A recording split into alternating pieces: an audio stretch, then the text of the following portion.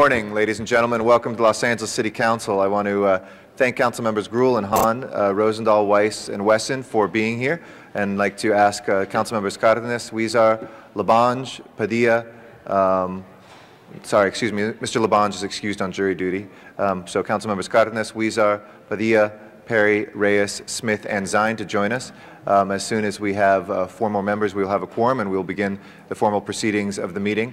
In the meantime, I want to welcome everybody here to City Council chambers. Let them know that we are being broadcast live on Channel 35 and rebroadcast in the evening also on the same channel, which is LA City View, available on all cable subscribers televisions here in Los Angeles.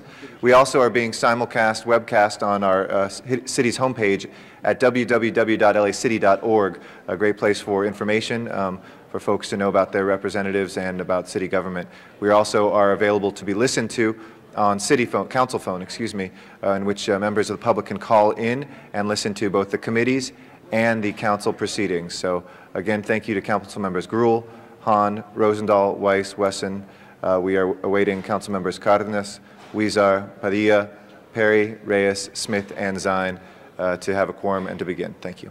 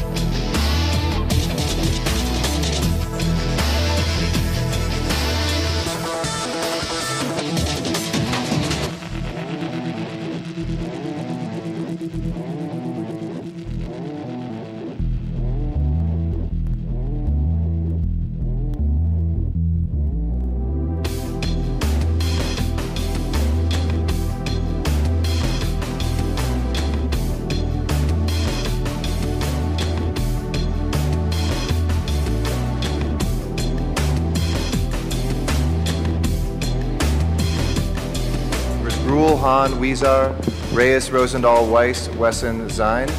We are waiting one more member to begin our meeting, so Council Members Cardenas, Padilla, Perry, and Smith. If one of them would please come down. Thank you.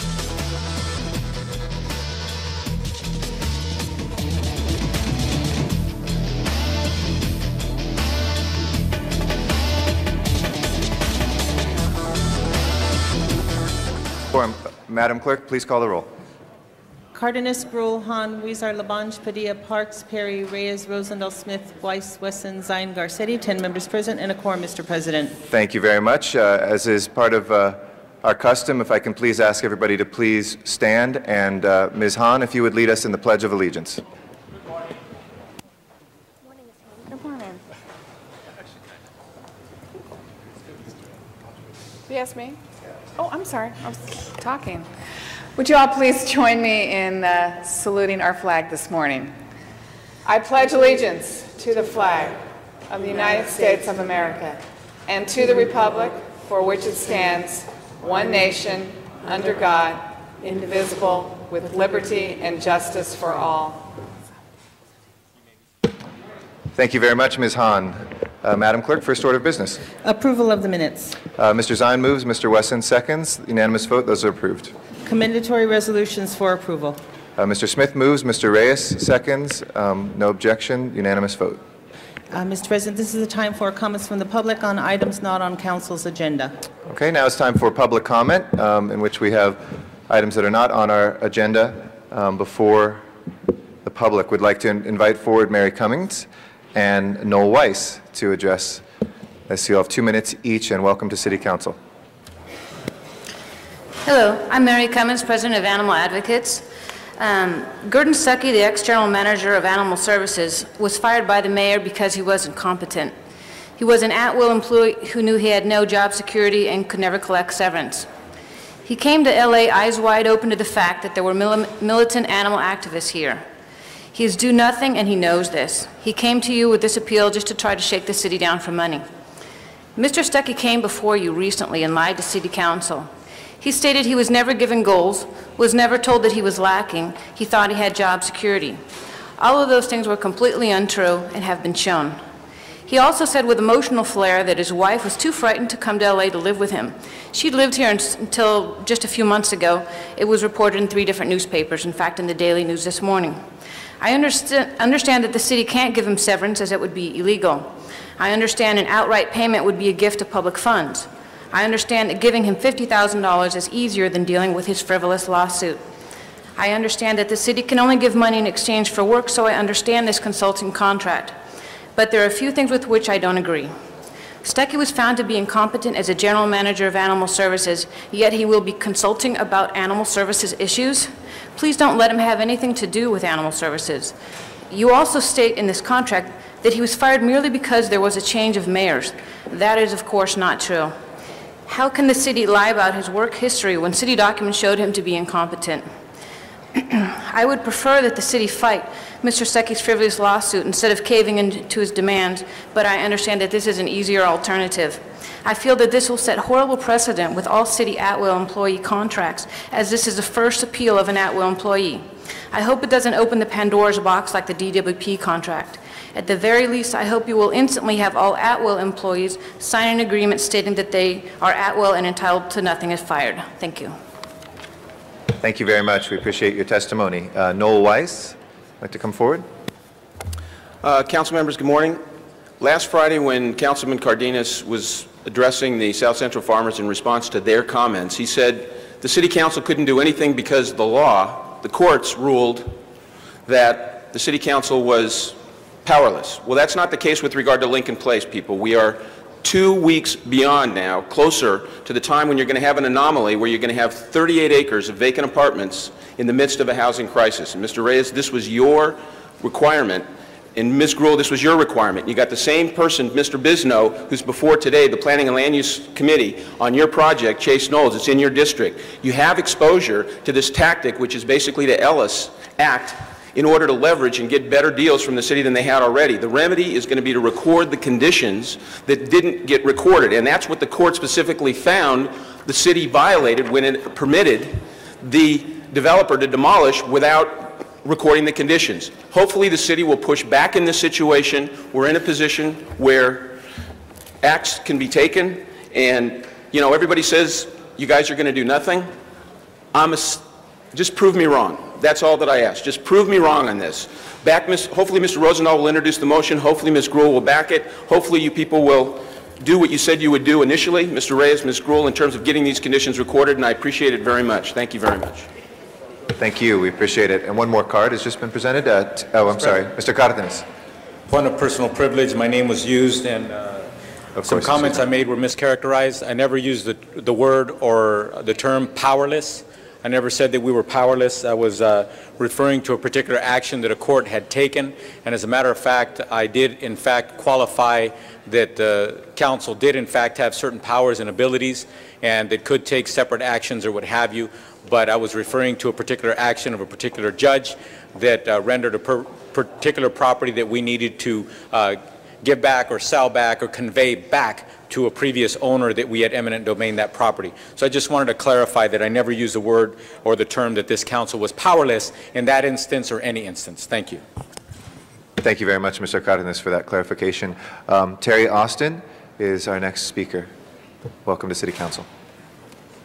Good morning, Council. I wanted to comment on item 42, which is the $50,000 payment to Mr. Stuckey. I would disagree with that he should be offered any severance. My personal experience with this general manager was very poor. I was one of the few people in the humane community who came down when he was nominated as a candidate for this job to say that it didn't matter if we didn't have someone who had animal experience, what we needed was a good manager. I don't believe we got either. In the over 20 years I've worked with this department, I've always had a good relationship with the general managers. If you look in the retirement pictures, I'm in them. But with this general manager, I saw a playing of us against them. I've never known uniformed people to come and complain about commission. They don't know who they are. They don't come to commission meetings. They had to have been told something. It was a very strange year under Mr. Stuckey. And the one thing that I personally had experience with was the mobile van program. The mobile van program, there were proposals put in, I put in one. The chosen bid, the vendor offered 2 for 1. He offered to pay for one entire van out of his own money, and the second van would be paid for with the city budget. Mr. Stuckey did not put that into the contract, even though he was advised by Erica Brunson a month beforehand that if it wasn't in the contract, that the vendor would not be held to his promise. It says in the request for proposal that anything you put in the proposal can be made part of the contract. It never ended up in the contract. Councilman Zine and Parks might remember that I came down to public safety to make sure the 7,000 surgeries offered was put in the contract. As of that day, it wasn't. It was 4,000. Something very strange happened with this contract, and as a result, what the city now has is one van that the city underwrites that was previously completely paid for by this vendor. There's something very wrong about this. Mr. Stuckey would like to characterize this as sour grapes because I was the other vendor, but in fact what we did do, we were thrilled, those of us in the humane community who have worked on spay-neuter for many years. When we heard that the other vendor had offered 2 for 1, we purchased a third van and are ready to run it. Thank you very much, and we appreciate your comments. Mr. Reyes, did you want to be heard? Your button was pressed? Okay. That closes our public comment for today. Thank you all very much for that. Next order of business. First item on the agenda, Mr. President, is an item notice for public hearing. It's a street vacation in Council District 9. If there are no protests, the council can instruct the city engineer to proceed with the vacation. Okay. Any protests? Seeing none, we will then instruct the city engineer to proceed with a vacation if there's no objection. Let's prepare the roll on that and tabulate the vote. 12 ayes. That is approved. Next items. Next item is also street vacation. It's item number 2, and it's a street vacation in Council District 13. This was continued from November 29th. Okay. Anybody wishing to call this special? If not, please prepare the roll and tabulate the vote. 12 ayes. We can instruct the city attorney to proceed with that vacation. Thank you. Next item. Next items are also items for which public hearings, required public hearing items 3 through 6. They're street lighting district ordinances. Okay. Let's open those public hearings. Anybody wishing to be heard on those items? Seeing none, let's close the public hearing. Anybody wishing to call any of those special? Seeing none, please open the roll, close the roll, and tabulate the vote. 12 ayes. Those are approved. Next orders. Next items are items for which public hearings have been held, items 7 through 16. Item 7 is a confirmation to commission. Do you wish to hold that on the desk? Yes, please. Let's hold that on the desk. That would leave 8 through 16 before council, and on item number 16, there are 2 reports on the file. A motion is required. Okay. Ms. Gruhl? Call item 11 special for a minor modification. Okay, 11 special. The 2 reports in item 16 are which committees? They are Education and Neighborhoods and Budget and Finance. Okay. Are they contradictory reports? Slightly. Budget and Finance has an additional recommendation. Okay. There's no objection from our Chair of Education and Neighborhoods to move the Budget and Finance one, which encompasses those recommendations plus an additional on that? Okay. I'll move that. Oh, sorry. What? Mr. Rosendahl? 10 special. Okay. Item 10 special. We'll move the budget. I'll move the Budget and Finance report on that, Madam Clerk, with Ms. Perry seconding that. Yes, Ms. Hahn, any specials? Well, I was going to call 16. Okay, we'll call that special. Special. Let's wait on that. And I know motion there's, and 10's already been called special. Okay, we'll wait on my motion. I'll withdraw that then. So we have 10, 11, and 16. Any other specials, colleagues? Seeing none, let's prepare the roll on the balance and tabulate the vote. 12 ayes. Okay, those are approved. Next items. Next items are items for which public hearings have not been held, items 17 through 41. 10 votes are required for consideration. Okay, 17 through 41, colleagues, specials. Mr. Zine? 39, please. 39. Any other specials, colleagues? 41? Okay, I'll call 41 special. Any other specials, colleagues? And public speaker cards, do we have on? What are the items before us again, the full range? There are items 17 through 41, and there is a speaker's card on 29. Okay, we'll call that special as well. And we have we'll be making an announcement about item 42 in just a moment. So is that in order right now, Madam Clerk? Council should probably vote on these items since they're being called special, and then item number 42. Okay, let's hold 42, and we'll be making an announcement on that item. And on the balance of the items, prepare the roll, tabulate the vote. 12 ayes. Those are approved. Next items, please. Next item on the supplemental agenda is item number 42, and on that item, Mr. Stuckey has submitted a letter of withdrawal on that item, and if council wishes to receive and file that. Yes, let's receive and file that. Just for folks, I know there are people here who are following this as well. Colleagues, Mr. Stuckey has formally withdrawn his appeal, which means this is no longer before us. We will move to receive and file that. If there's no objection, prepare the roll and tabulate the vote. 12 ayes. That matter is now received and filed and is no longer before us. Next items, please. Next items on the supplemental agenda are items 43 and 44, and those are items for which public hearings have not been held. 10 votes are required for consideration. Okay. Colleagues, any specials? Seeing none, let's prepare the roll and tabulate the vote. 12 ayes. Those are approved. Next items. Going back to the items called special, item number 7 was confirmation of Mr. Alejandro Ortiz to the Board of CRA Commissioners. Okay. Mr. Ortiz, if you'd like to come forward, please. And as you're coming forward, as the former chair of the Housing, Community and Economic Development Committee, when Mr. Ortiz was before us, we unanimously supported his nomination.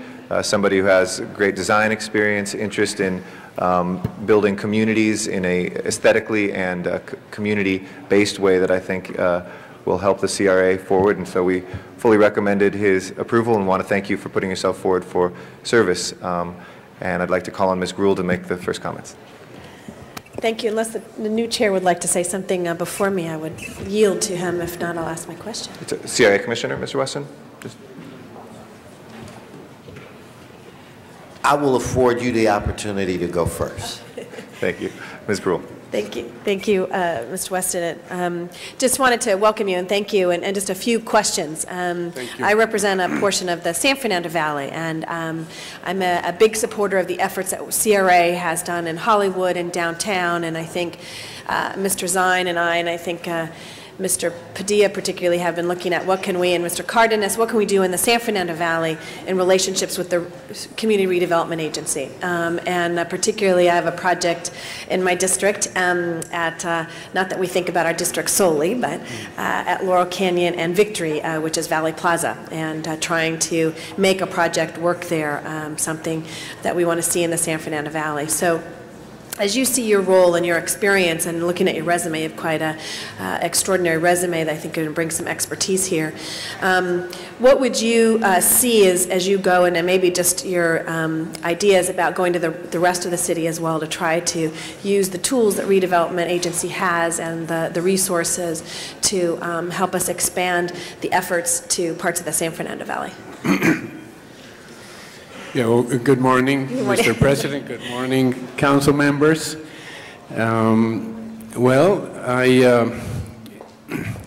I feel in general, of course, that I bring to the CRA a lifetime of devotion and training in architecture, and I feel that's important because I'm going to be a member of the commission who doesn't see a building as being $100 million or 650,000 square feet. A building to me is an embodiment of the community values. It's a crystallization of of a kind of political consensus. And the building points to the future, you see. The building informs the residents about a future. Is it a future that is sustainable?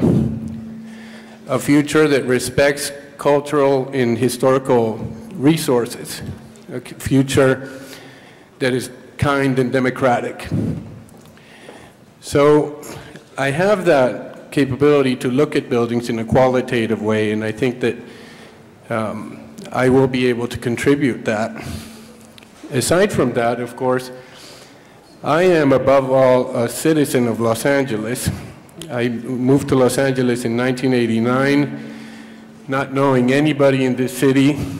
Nobody knew what I was doing here, and I wasn't quite sure myself, but I can tell you that I feel a tremendous pull, something akin to a calling, and I just desperately want to be a part of this city. And I care about all its problems. I care about homelessness, about education, health care, and I'm energized by this spirit, by this kind of muscular, unbridled optimism that embodies Los Angeles. And so just as a person, I think this is a very kind of a gratifying position. And I view the entire region of Los Angeles as my community. And I can assure you that I am just equally impressed by all sorts of little neighborhoods in the valley. Is that area that you just mentioned on Victory, and I mean just the craziest little commercial areas or residential neighborhoods that people don't notice. I just love them. I love them. And I am very much looking forward to being involved in different local efforts of revitalization, as well as to somehow bring positive policy to the CRA that's going to help make the agency more progressive and more accountable to the citizens of Los Angeles. Great. Well, thank you very much, and I can tell from your remarks how passionate you are and committed you are, so I appreciate that, and music to my ears about wanting to see the valley. And we'll set up a tour. We'll go out there and look at this location and ways in which we can be helpful. And your architectural background, I think, also will be a wonderful addition to the Redevelopment Agency Board. So I just want to say thank you again for your commitment and look forward to working with you on really taking some neighborhoods and giving them the kind of tools they need to improve that kind of commercial and residential area there. So thank you. Looking forward to the tour. Okay. Thank you. Thank you, Mr. President. Thank you, Ms. Gruhl. Our next speaker for some questions is Mr. Rosendahl and then Mr. Reyes. Good morning. Good morning. I had the pleasure of meeting with you this morning, and you're a constituent of mine. You live in the 11th District. Where do you live? I live in Rustic Canyon. Actually, I have a Santa Monica post office, so I get confused for a Santa Monican, but I am squarely an Angelino. A lot of us are confused by Santa Monica. We embrace Santa Monica. It's in the heart of our district, and we're working with them on redevelopment issues and housing issues. There was an audit done by the controller that raised some issues of accountability and timely payments and all of that. There are 33, if I'm not mistaken, projects, and 12 of my colleagues have redevelopment projects within their district. I don't in the 11th. If I'm not mistaken, Jack Weiss doesn't in the 5th, and my colleague Greg Smith doesn't have it in his Valley district, but the rest do. When they have those projects, a lot of it doesn't come before the process here of the city. So it's very important that accountability and follow-through happens. One thing I would like to see happen is one day one of these projects, if not more of them, end up on the tax rolls rather than stay in the development role. I'm looking forward to your leadership. And again, tell us what you think you'll bring to the table as a commissioner. Well, once again, I think that my training as an architect, of course, is going to be a great addition, if not a sorely needed addition, because well, as we all know, a lot of times the political process can't see the forest through the trees. In other words, we're thinking about the financing and how to put it all together, and then when you least expect it, there's a building up, and nobody cared to think about what that building says to the community. Does the building invite the community? Does it give the community opportunities for entertainment and for coming together? And one thing that I wanted to mention that is well, something that is very important to me, and I'm hoping to get an opportunity to be involved in, aside from the issue of sustainability, which I think is important, and I think the city has a responsibility to give an example. I think it's important to have space for young children to come together and do sports and other activities, and there's you know, I consider that that this is something that's lacking, and I'm looking forward to in some way making a difference that way. Well, I want to thank you for stepping to the plate to do public service. Congratulations, and another congratulations to the mayor for finding such a community leader to be on that commission. Congratulations. Thank you, Mr. Rosenthal. Thank you very much, Mr. Rosendahl. Mr. Reyes. Thank you, Council President. First, I also want to say thank you for stepping up.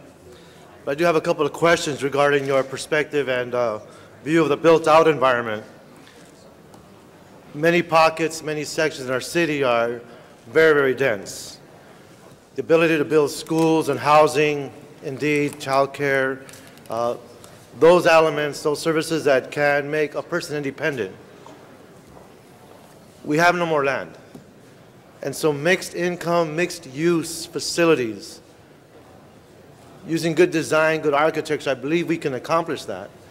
But I don't see too many examples of that. If anything, it's the exception here in Los Angeles. But around downtown LA, Westlake, certain parts of the Northeast, we're building transit stations. So I want to ask you of your experience or your perspective on mixed uses, combining residencies with schools. So they're both competing needs, especially in the pockets where I have 40,000 people per square mile. Can you give me your perspective on those types of issues? Absolutely, and I thank you, Councilman Reyes, for reminding me of this very critical issue, because this is something that is very much in my mind, and I consider that Los Angeles is now in a very critical moment as we expect Please hold my time. I beg your pardon? I'm sorry, just telling him to hold my time. As we expect population growth, and we all know that nobody's making more land, and so it's a tremendous challenge that I think that we all need to contribute to make the city dense at once, dense and livable and wonderful, like so many cities are in the world. So Los Angeles is definitely going to have to change in terms of density, and we are at that moment in history, that critical moment in the history of the city, where we need to now focus our efforts inwards and see how can we move things, how can we open possibilities inside the city, and how can we be creative to create environments that foster community and that are healthy and sustainable, and that allow people of low-income residents to stay in the city and to participate and to have a decent park and a decent school and a decent area to come together. I just think that's, well, probably the most important thing that the CRA can do. In your experience as an architect, have you had the opportunity to work on such projects where you have mixed-use, mixed-income environments?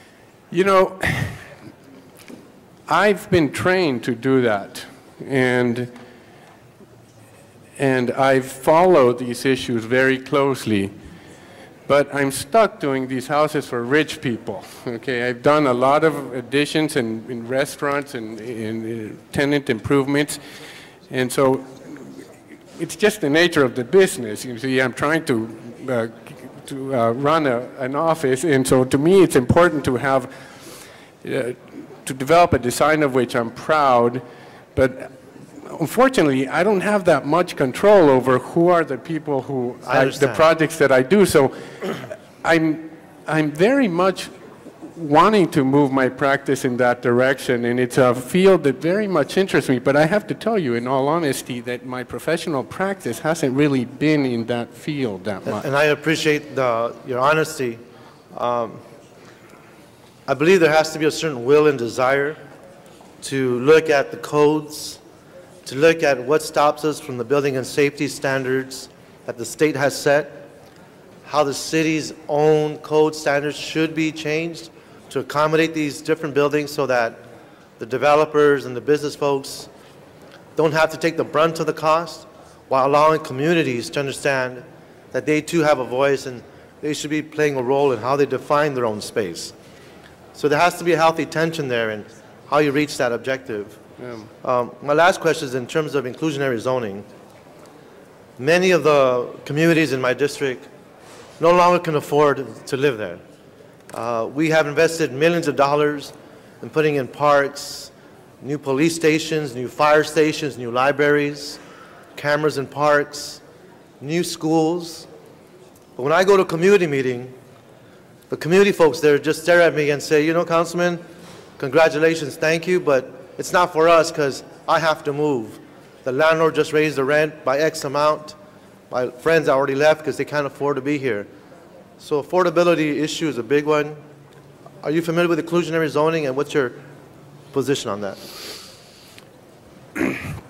Well, I'm not familiar with that phrase, but I am keenly aware of the dilemma that faces a city when we're trying to develop the environment in a positive way. You know, we have a heated real estate market that will tend to push out the lower income people that are such an important part of every city, an important part of every community. And I am very concerned about that issue, and I'm looking forward to being involved in promoting an environment which allows different people to stay in, and an environment that reflects social justice. Mr. Ortiz, I want to say thank you for being there. It's obvious to me that your heart is in the right place. I'm hoping this experience can give you the opportunity to tackle these very complicated issues.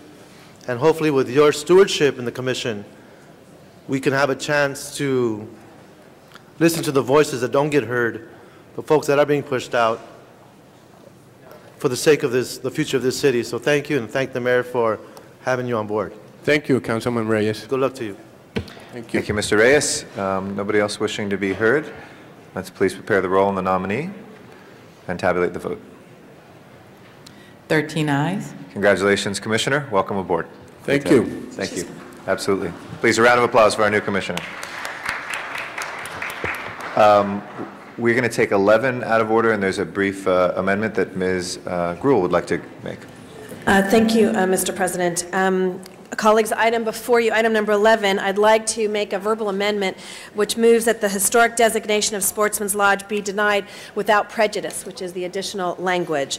I want to take a moment to recognize the members of the Studio City community, particularly spearheaded by the Studio City Residents Association, to preserve the spirit of Sportsman's Lodge. For years, local families and visitors have fond memories of Sportsman's Lodge. I know I do as well during my high school and junior high school years of going there, but I just want to thank the SRA and their members for working very hard with the owner that is here today at great length to ensure that the half-acre water feature will remain on the property in perpetuity, and really working to try to figure out a balance. So generally, in the legal sense, it's the deny without prejudice.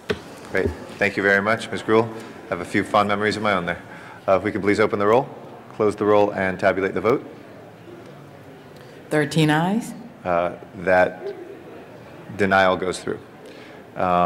Next, we'd like to take up item 16, and then we'll come back to 10 colleagues. And I'd like to recognize Ms. Hahn on this item. Thank you. I appreciate you taking this out of order. I know item 10 is also important, where we're supporting the South Bay COG in their request to have an additional seat and representation on the AQMD board, and I'm in favor of that. I just want to take this out of order because I have to leave, and I just wanted to say that this is we finally have a citywide policy that I believe will be better than what we currently have in terms of communities requesting renaming of their neighborhoods and their communities.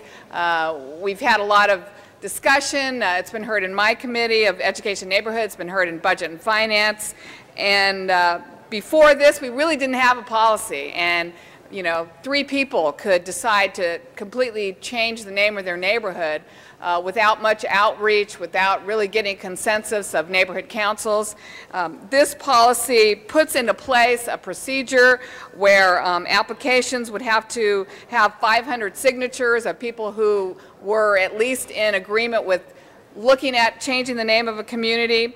Then it would be heard in Education and Neighborhood. It would be heard by the full City Council. We are encouraging neighborhood councils to do outreach through a number of ways before it comes to the City Council, so we could be confident that people in the neighborhood know that it's happening, have an opportunity to weigh in on it before we change a name and add a cost to the city of the signage and staff reports. So this new procedure, we talked a little bit about the cost and who would absorb that cost. We've always absorbed that cost in the city of Los Angeles. I think putting up signs cost about $2,700 each. So I was not in favor of all of a sudden charging communities if they really had come together and wanted to change their name. We've never done it before. I wasn't interested in cost recovery to the city from neighborhoods and neighborhood councils. I think this procedure is good. It's going to be cost effective. It will streamline this procedure, and I think it's a good thing. So I hope that you will support this today. I will move that we move the Budget and Finance report with the addition of one added thing that was in my report from Education and Neighborhood, which called for a review after a year. It's always a good thing when we institute something new in the city of Los Angeles. We take a look at it after a year, we look at the policy, we see how it's worked, we see if indeed people have had a voice in this policy and if it's working well for everybody that's involved. So that would be the only thing I would add to the Budget and Finance, that we would include the year review. If you wish, you could adopt both reports. That way, that would be taken care of then. They're pretty similar, but that would be the one thing. But okay, we'll move both reports. All right, second for that? Ms. Gruhl seconds that. Okay, nobody else wishing to be heard. Please prepare the roll and tabulate the vote. 13 ayes. That is approved. Let's go back to item number 10, please. And that was called special by Councilmember Rosendahl. As chair of the committee, precedence goes with Ms. Perry, and then we'll have Mr. Rosendahl. Thank you very much, Mr. President. I wanted to just say a few quick words as representative of the Western region on the Air Quality Management District Board, and I just want to appeal to my colleagues, and I'm sure you'll agree that this resolution is worthy of your support. As it is currently drafted, this resolution would support legislation which would work towards expanding board representation to give greater representation for cities in the South Bay of this air quality district, in addition to providing greater representation to the cities in the Western region, in particular in the South Bay and throughout the district. It would help secure the existing seat for the City of Los Angeles in the future, and that means that the City of Los Angeles would have a permanent seat on the governing board. The current process does not guarantee this, and it's important that our city continues to have a voice, given our population, when it comes to policy that shape air quality for now and in the future. And so it's for that reason that I ask you to support this resolution. I know we have two representatives here today. Mr. Rosendahl would like to speak, Mr. President. So with that, I ask for your aye vote on this, and then Mr. Rosendahl. Thank you very much, Ms. Perry. Mr. Rosendahl? Yes, I rise to support my colleague on this motion. It came before EQ, and it raises a bigger issue for me, which is Southern California representation on this board overall. What my colleague has done is, again, provide leadership and moving us in a direction that we need to go, which is more inclusive.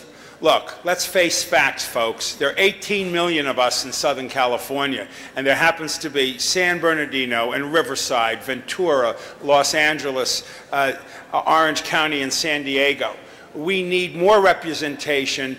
We need more inclusion of all the other cities and counties. This is a good step. It's not, in my opinion, the final resolution. Over time, I hope in the next 4 years to get the legislature to look at Southern California like they do Northern California, which has 20 representatives on their board. There are only 6 million people. We're 18 million people. We should have a larger inclusionary representation on that board. We all breathe the air. We all deal with the issue.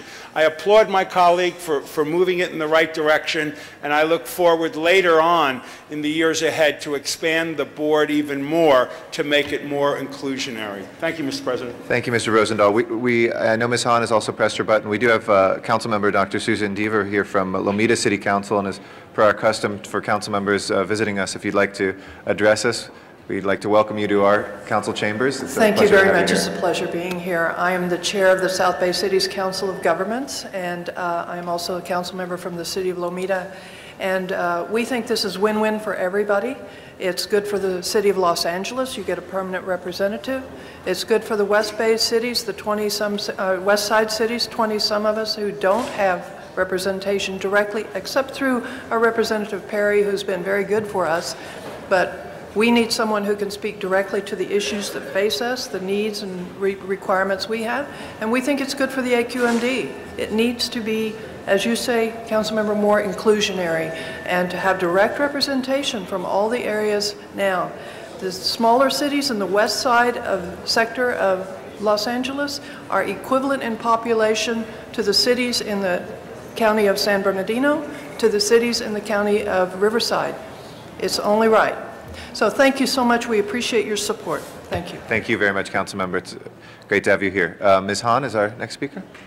Well, thank you. Before I run off, I did want to stand in support of this. I think this is very important. It secures the seat for Los Angeles, but also secures a seat for the other cities in Los Angeles County. I think the more voices weighing in on clean air is what we need. I was the speaker at the South Bay Cities Council of Government last Wednesday night. I was asked to come and speak about the Port of Los Angeles and the issues facing the port, from security to goods movement to clean air.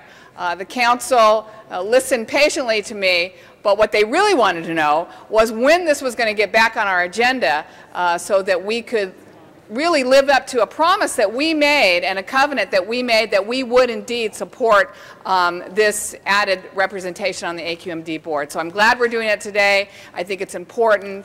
I think the more voices that speak up for clean air and the ability for people to live in this area as we increase the traffic that comes through the Port of Los Angeles, as we grapple with air traffic in the Los Angeles International Airport region. I think it's important to have voices that say we can have both.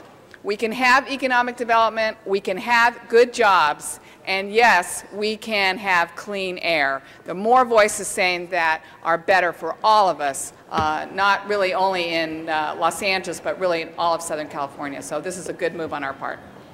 Thank you very much, Ms. Hahn. Nobody else wishing to be heard on this? Let's please prepare the roll and tabulate the vote. 13 ayes. That is approved. Thank you very much, Ms. Hahn. And next item, please, Madam Clerk. Next item, Mr. President, is item number 29, call special for cards from the public. Okay.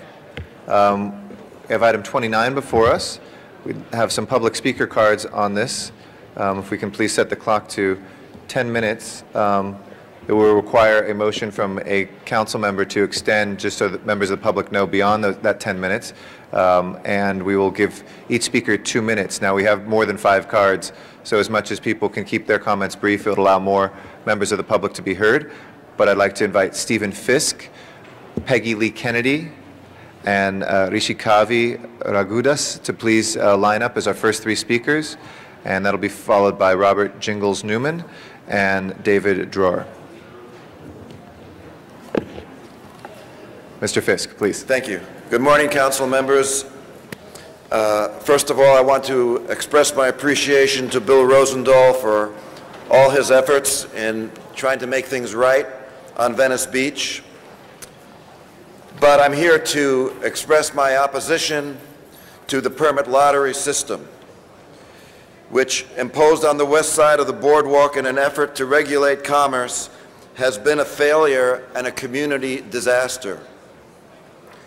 1 year ago, the permit lottery system was voted in by this council, ignoring the strenuous opposition of those on the boardwalk who furiously opposed the imposition of this ordinance. In that 1 year, it has divided the community, failed miserably in its attempts at enforcement, and brought an ACLU lawsuit. Then, in an effort to sidestep the lawsuit, the city attorneys rescinded those sections of the ordinance challenged by the suit, thus causing illegal deregulation on the boardwalk, which allowed commercial vending to overrun the boardwalk, causing substantial financial loss for merchants, chasing away many artists and performers, and igniting intense anger, frustration, and additional threats of lawsuit against the city. But most of all, it has resulted in a significant deterioration of the atmosphere on the beach. In addition to the First Amendment issues of unconstitutionality raised by the ACLU lawsuit, the fundamental flaw of the permit lottery system is that it is profoundly anti-community. What is going to make Venice Beach work is for the community to come together in a united vision, the vision that was handed down by the founder of Venice, Abbott Kinney, who Thank you, sir. envisioned Venice as an artistic and cultural renaissance. Thank you. That's what we need to have. Thank you. Peggy Bill. Lee Kennedy.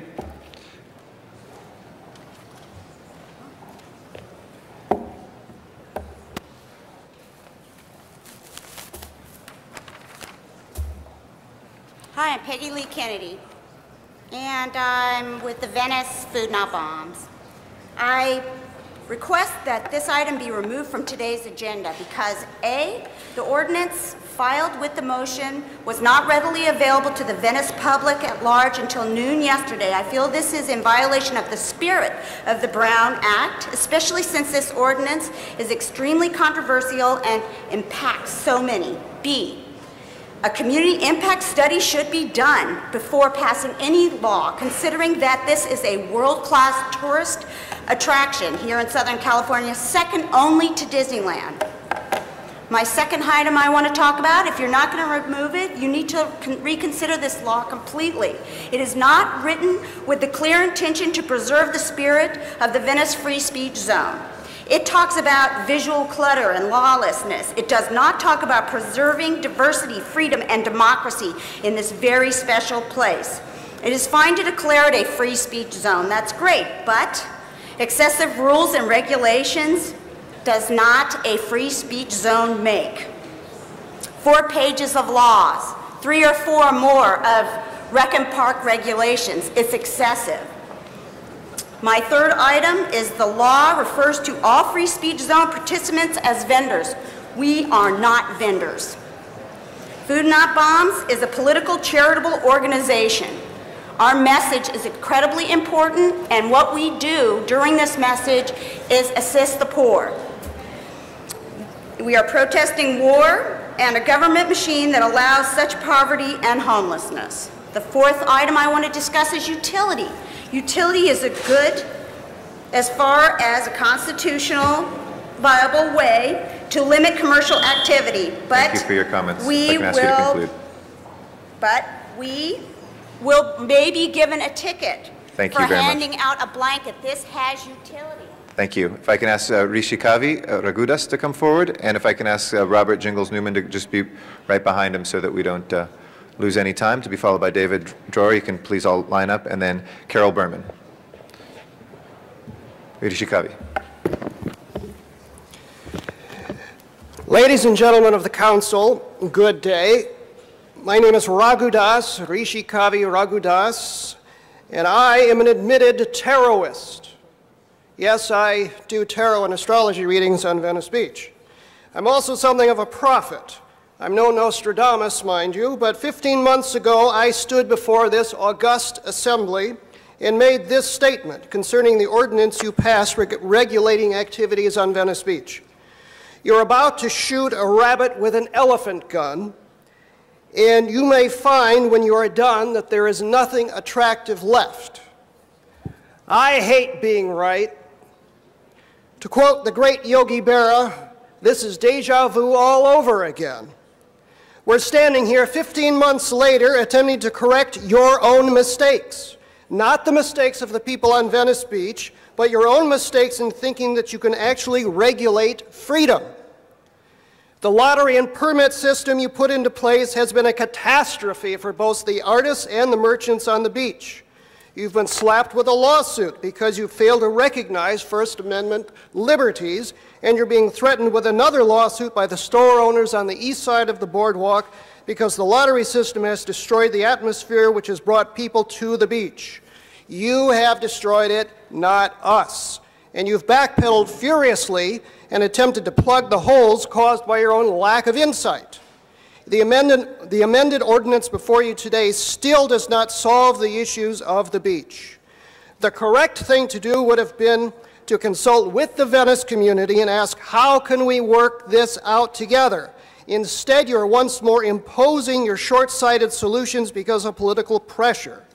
Implement Stephen Fisk's peacekeeper system. Stop the lottery as soon as possible. That's how you bring people back to the beach. Thank you very much. Thank you very much. All right, Robert Jingles Newman, please. To be followed by David Dror. If I can have him, please stand behind me. Hello, Council. I address this to the Council.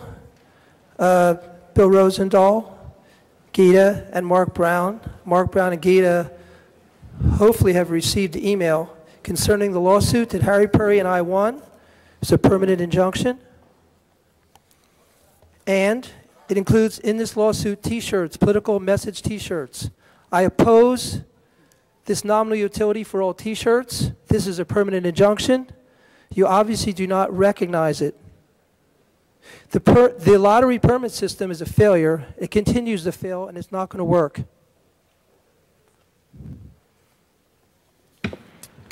Furthermore, I think Mark Brown and Gita, concerning nominal utility, I'm not against banning commercial vending. We need to ban it. But you're stepping on the toes of 2 federal judges who decided in a court of law through Forstbinder and Forstbinder, attorneys at law, that we hold a permanent injunction and that I continue to bring out my political message T-shirts as other people are and continue to. So I wanted Bill to know that especially. I have a copy of this here. I don't have an extra copy, but this is the federal lawsuit if you've ever read Forstbinder and Forstbinder. So I'm hoping an exemption can be put in there for political message and religious T-shirts. I think that's about all. And of course, I support the Stephen Fisk proposal. We're going to go forward with that and make Venice an amazing, phenomenal place as it is, known throughout tourists throughout the world. Thank you very much. Thank you very much. David Dror. Carol Berman will be next. And we have a minute and 10 seconds left. Okay. Mr. President and council members, I've come before you a number of times before. This issue has been talked about, mediated, legislated, and so on for over 20 years. We have the best consensus ever for the legislation as it's presented to you today. All it is stopping commercial vending. It has nothing to do with entertainers. It has nothing to do with the artists. Don't confuse the issues. It is unfair to allow people to sell commercial products across the street from people who pay rent, insurance, business license, sales tax, etc., and creating jobs. It is not allowed, should not be allowed on the beach.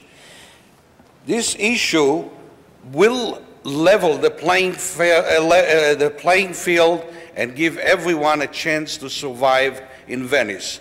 It does not take anything away from the majority of the people who come here to talk and just take up your time.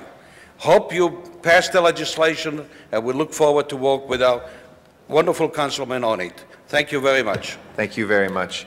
That completes the 10 minutes of public comment. We do have a few more cards, but it will require a motion.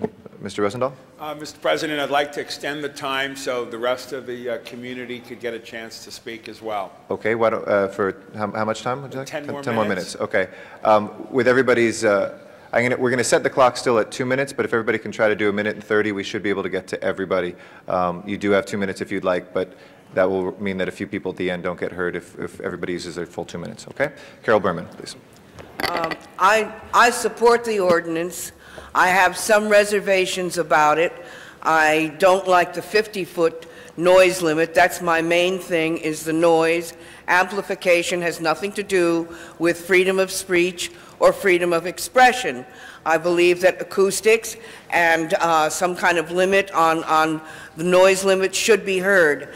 I also think that I'm also very much concerned with one thing about the ordinance, and that is what I call the ad hoc people, the people who have certain things that they want to support, like legislative things that they want to get on the ballot, and civil rights things and things like this that are not, that are used by volunteers and are not people who come there regularly every day. They just want a table and spread their information. And I think that this freedom of speech thing is ignored in the so-called free expression. I hope I've made myself clear, but I'm getting nervous.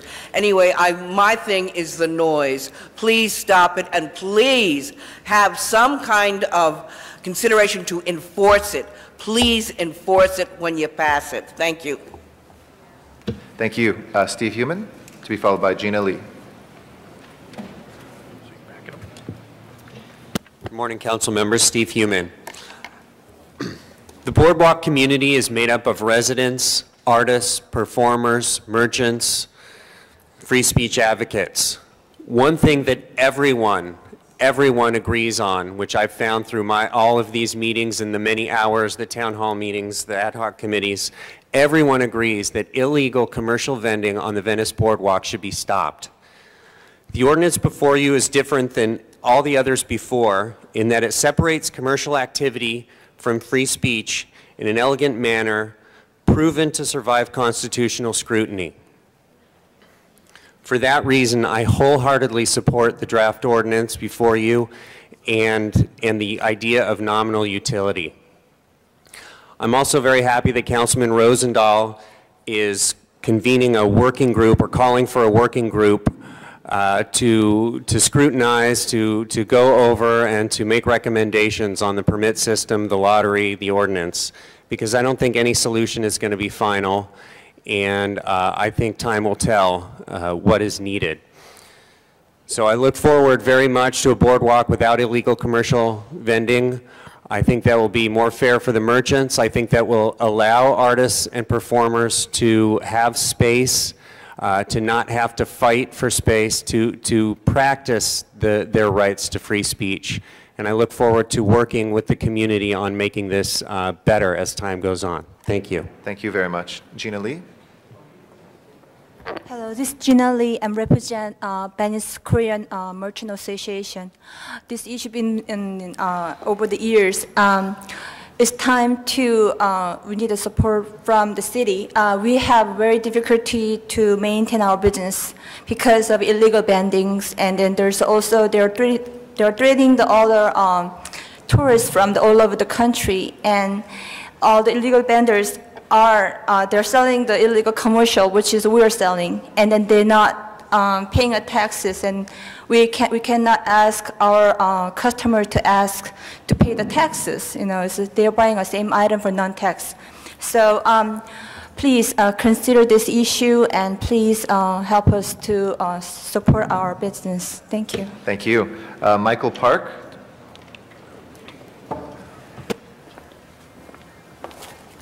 Hi, good morning.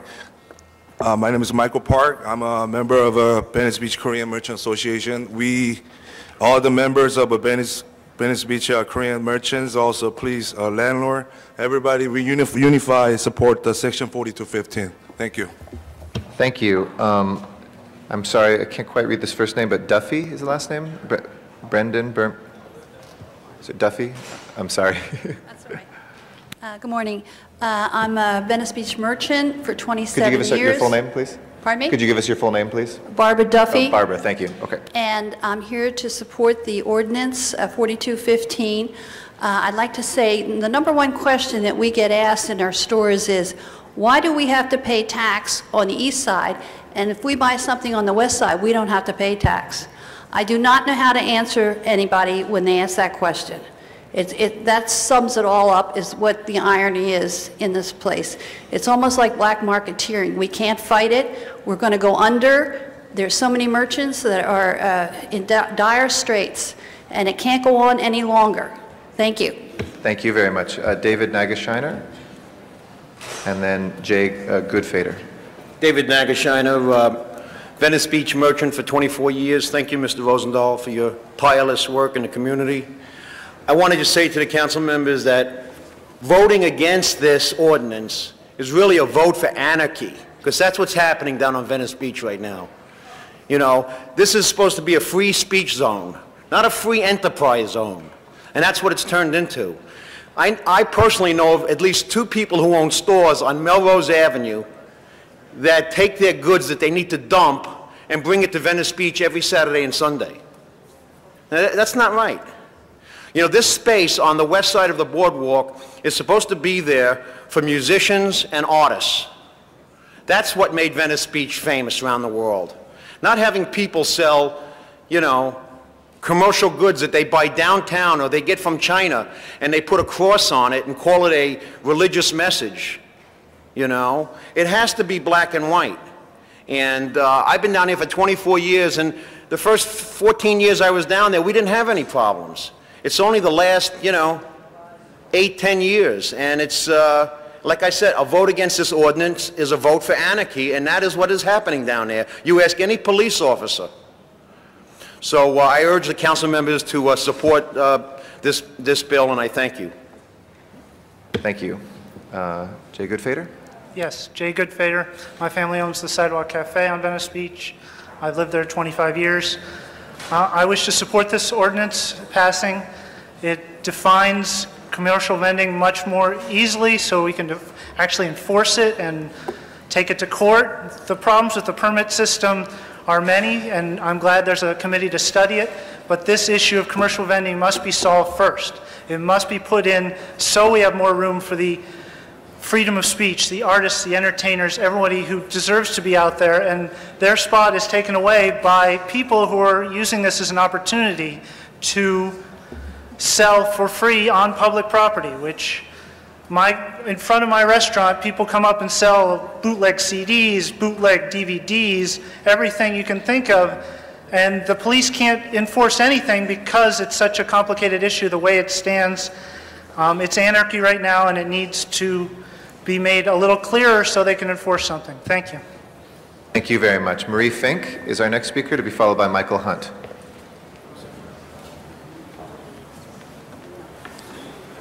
Hello, everybody. My name is Marie Fink. Hello.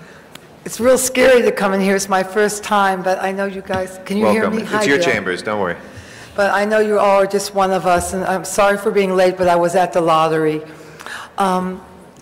You know, in a room of three, you can please one, you can't please one, and one doesn't care. And I know you guys are going to do your very best.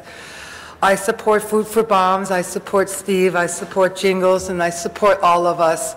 And I just want you to make things right. I'm not sure that everything's clear in this, but commercial vending has to go.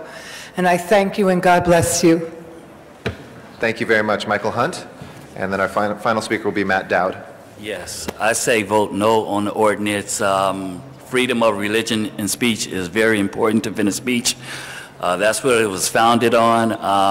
I think that we create a lot of jobs. I say no to commercial vending, but no to the ordinance. It needs to be worked out with the community. That's the best way of community-based policing, is that the whole ordinance be worked out with the community and not with the city council, because you guys are not down there. We are. I think that it needs more time and more people involved in it. Thank you. Thank you very much. Matt Dowd is our final speaker. Thanks for the opportunity to talk. I'm a relative newcomer to the beach, but I've seen the attitude and the atmosphere change down there quite significantly, especially since the lottery came in.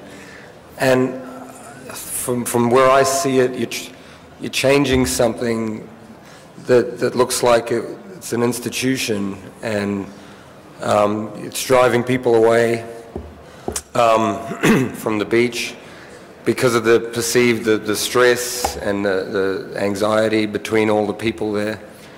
And as far as commercial vending, I think it'd be wise maybe to make a provision for people to sell things that aren't available in those stores on the east side.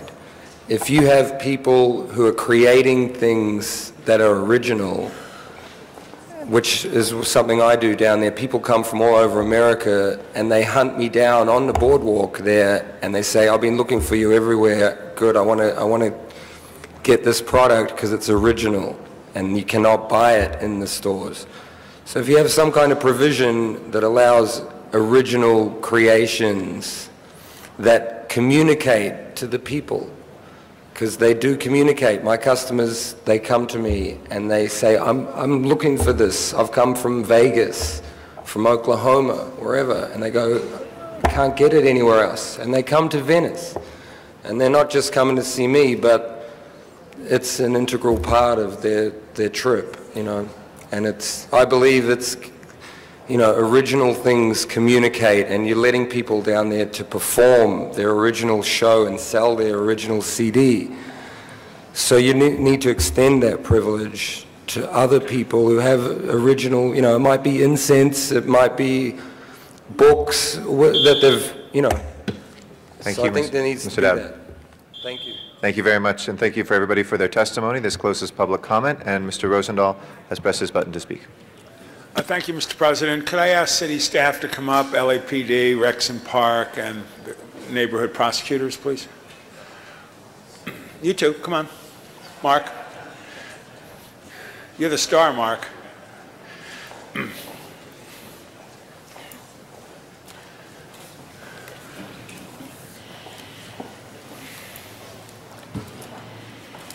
Somebody from Rexon Park?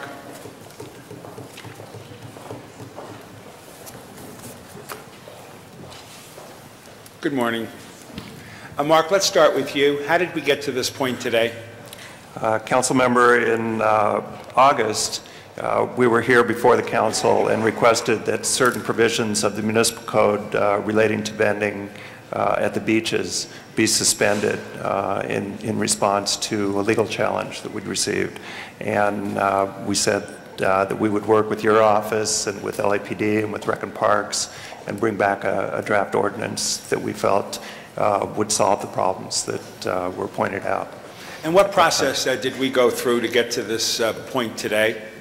You held 3 town hall meetings in the community that were attended by the people represented at this table, and the community came and discussed both the draft ordinance that we had put forward, which we've made some modifications to and brought forward to you today, and the community's concerns about it and their proposals as well. And after the 3rd meeting, you asked us to bring the ordinance back to you. LAPD, would you comment on this ordinance and the process we went through? Well, Introduce yourself. I'm sorry. Teresa Skinner, I'm the senior lead in the Venice Beach and Marina area. Like Mr. Brown said, several town hall meetings were held. Mr. Rosendahl listened to a lot of the residents, the business owners, the vendors, both from the west and east side, and what some of their concerns were. Some of our concerns, since the ordinance was suspended in August, when it comes from a police standpoint, our calls for service have increased and quite a bit since the suspension, and it's causing us to use officers on overtime basis to prevent the fighting on the boardwalk, prevent the calls from service from coming out. So some of the process that was suspended is very important that we see this ordinance pass. This will give you direction and clarity and accountability in community issues? Yes, sir. Some of the commercial vending problems have been issues in the past, and this ordinance is going to clarify it to where it's more black and white and easily enforced. Mm-hmm. Rex and Park, would you comment? We're in favor of the ordinance. Your name, please. My name is Lydia Ritzman. I'm the Principal Recreation Supervisor for the West LA area for Recreation and Parks. And we are in favor of the ordinance. Since it was suspended, we've had difficulty in enforcing the rules, the program rules, especially along the boardwalk. We continue to have the lottery each Tuesday. However, this ordinance will solidify and clarify for all staff down at Venice Beach to be able to enforce all those program rules. So we're very much in favor of it. And we also look forward to putting together that working group that you suggested, along with Grassroots Venice Neighborhood Council, to again get community input on any changes for the future in the rules. And our neighborhood prosecutor, who's the front line, really, of the city attorney's office, you've been there for a couple of years. You've walked the beach and worked the beach as part of your responsibility. How does this ordinance, Gita, fit in? Well, I'm the neighborhood prosecutor. I'm a deputy city attorney, Gita O'Neill.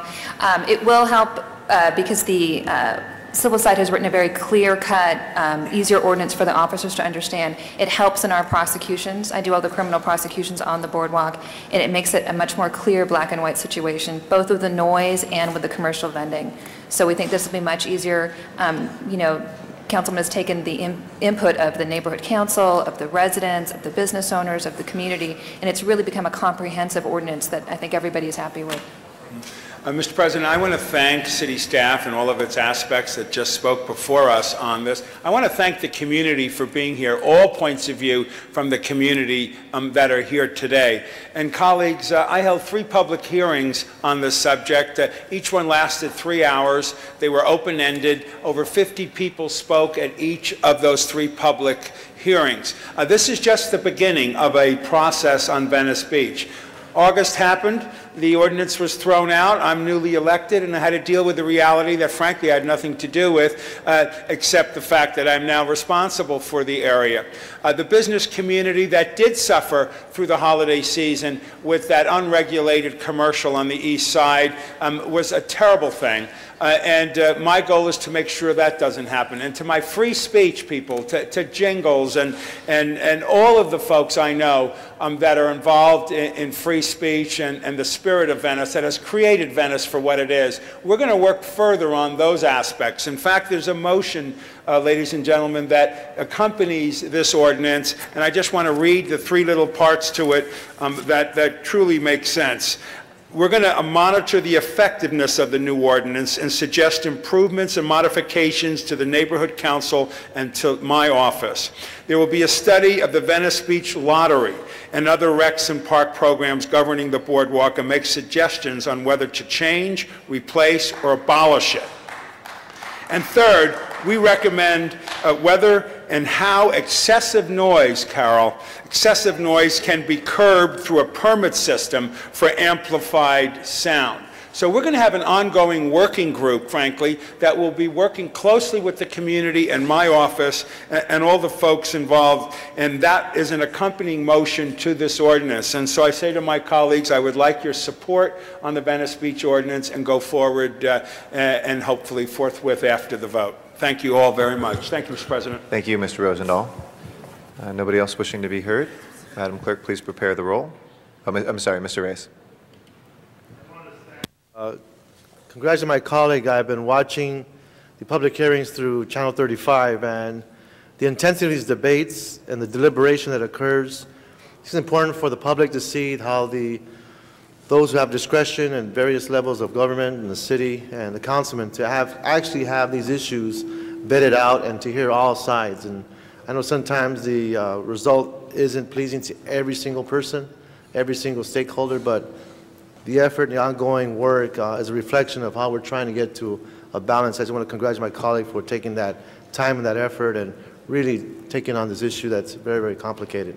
So congratulations. Thank you. Thank you, Thank you very much. Madam Clerk, please prepare the roll on the ordinance and tabulate the vote. 12 ayes. With more than 12 votes and unanimously, that goes forward. Thank you very much. Next item, please. Mr. Rosendahl, would you like that forthwith? Mr. Rosendahl? Why don't we go ahead and send that forthwith? Okay. Next item, please. Next item, Mr. President, is item number 39, and that was called special by Councilmember Zine. Okay, Mr. Zine. Thank you, Mr. President. Can I have City Attorney's Office and the Building Safety come forward on this matter, please?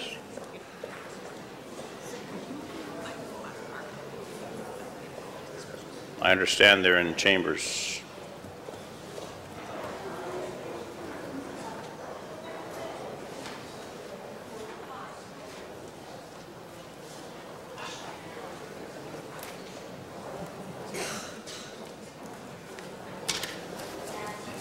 And I understand building safety is here also?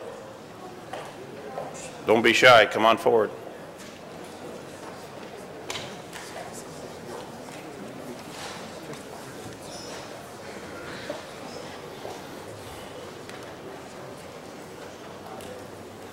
Thank you. The matter concerns an establishment in my district that has gone through the legal process, the Superior Court, the Court of Appeals, and on both occasions the court has upheld the city's right to have this location cease business. And I just like the Building Safety to bring us up to date and the City Attorney to bring us up to date so we could move forward with the closure of the business where the court in their decisions have given us the authority to shut this business down. If I can find out why we haven't done to this point and when we can proceed to have that done. And if you hold my time as we get the response from the Building Safety and City Attorney. Asha Greenberg, Assistant City Attorney with the Citywide Nuisance Abatement Program. It's our understanding that there is a petition for a hearing pending in the California Supreme Court on this matter. Nevertheless, we intend to go forward with enforcement action. It would be action to cause the business to discontinue the illegal use. It may not necessarily result in closure because I believe if the entertainers put their clothes on, they would not be in violation of 1270 of the municipal code. We are working with Building and Safety and with LAPD to obtain violations to show that the business is still a nude establishment, which it cannot be under LAMC 1270. So once we have that evidence, we will determine the appropriate course of action. It would be either civil or criminal. The location at one point was a bikini bar, and they changed to full nudity. And if they decide to change back, is there any other regulation or ordinance, or can they just go ahead and switch back and forth and have this seesaw effect? Well, if they are a bikini bar, they would not be in violation of 1270. That's my understanding. But then they would, I assume, reapply for an alcohol beverage control license, which they... If they choose to serve alcohol, they would have to have a valid alcohol license, yes. Okay. And as far as building safety, we still have violations at that location? Yes, sir. As recently as December the 3rd, we were at the location and observed violations of 1270. Okay. Well, I would ask that the Court of Appeals decided this late last year in their decision, and now we're approaching February. The petitioner on the side of the establishment that wants to proceed to maybe the California Supreme Court, maybe the United States Supreme Court, which could take a number of years. I think we need to exercise our authority to compel them to comply with the decision that's already been rendered, and not to stand back and wait and see what happens at the California Supreme Court or the United States Supreme Court if they decide to do that. We intend to go forward. Okay, can we get a time frame approximately when we can expect some movement on the... We expect in the next 2 or 3 weeks we should have something accomplished. Okay, I would, if you could inform my office of that, because the community continually asks when we'll take action on this, and their feeling is we haven't taken any action since the Court of Appeals made their decision. So I would just ask that we keep them informed, if you keep my office informed. And the building safety, is there a need for building safety to continue doing inspections, or do you have enough to proceed? We would like to have a recent violation, because I believe the last time they were in there, the dancers had clothes on, so we want to make sure that they're still, still nude. Okay, are you working in coordination with building safety on the inspections? Yes, we are. Okay, so I would just ask that we do that in an expeditious fashion so we can put closure to this particular case, which has been dragging on for a long time. Yes, sir. Okay, thank you. Thank you, Mr. President. Ms. President. You're welcome. Thank you, Mr. Stein. Madam President. Madam President. That item is now before us, seeing no other colleagues on the speaker queue. Madam Clerk, open the roll, close the roll, tabulate the votes. 12 ayes. Next order. Next item, Madam President, is item number 41, and that was called special, I believe, Mr. Garcetti. Yes, and we do have one public speaker card. Mr. Weiss, should we hear from Ms. Hawkins first, or you want to speak first? Oh, I think we should hear from Ms. Hawkins. Okay, thank you. Ms. Sylvia Lynn Hawkins. Thank you very much. Good morning, everyone. On item number 41, we must say no for traffic safety zone driving. There must be no on 2 grants application at this time. We must make it one route to gain driver's license and military training with the United States of America. We must not go through the school route in training new drivers for driver's license or military service. Let's go one route, which is through the Department of Motor Vehicles and National Guards, military training only, so we can keep a count on the countdown on why is California drivers lacking knowledge in driving, lacking knowledge in stop sign reading, drunk drivers illegally trained to drive, again, in illegal buildings.